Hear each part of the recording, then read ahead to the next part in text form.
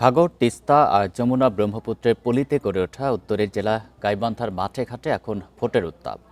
বেকারত্বে জর্জরিত ও কৃষিপ্রধান এই জনপদের মানুষের ভাগ্য পরিবর্তনে নানা প্রতিশ্রুতি দিচ্ছেন প্রার্থীরা।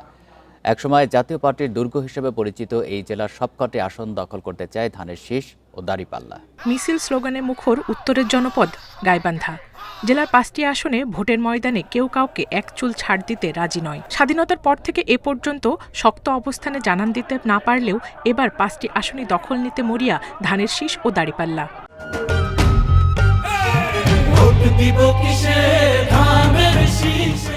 সাধারণ মানুষ খুব আস্থা রাখছে এই কারণে যে আমাদের অতীত কিন্তু কোনো খারাপ রিপোর্ট নেই।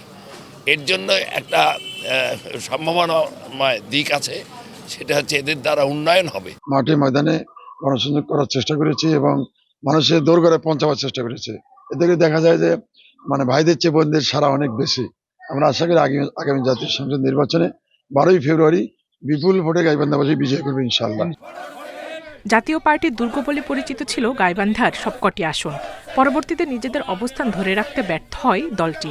আবারও পুরনো অবস্থানে ফিরতে চায় দলটি। আমরা সবাই মাঠে নেমেছি। আমরা আশা করছি যে সামনে আমরা ভালো একটা পজিশনে আমরা যাবো। আমার হারানো এই সিটগুলো আমরা ফিরিয়ে আনতে চেষ্টা করছি। দলীয় প্রার্থীর পাশাপাশি গাইবান্ধা 5 আসনে আলোচনায় 2 স্বতন্ত্র প্রার্থী। অভিযোগ, তাদের টার্গেট করছেন দলীয় প্রার্থীরা।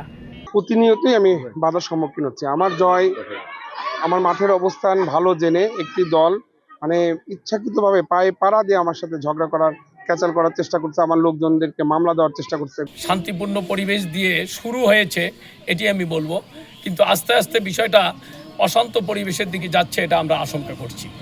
তিস্তা যমুনা ব্রহ্মপুত্র তীরের 2000 বর্গ কিলোমিটারের আয়তনের এ জেলার 5টি আসনে প্রার্থী 40 জন। মোট ভোটার 21,90,428 জন। Independent news.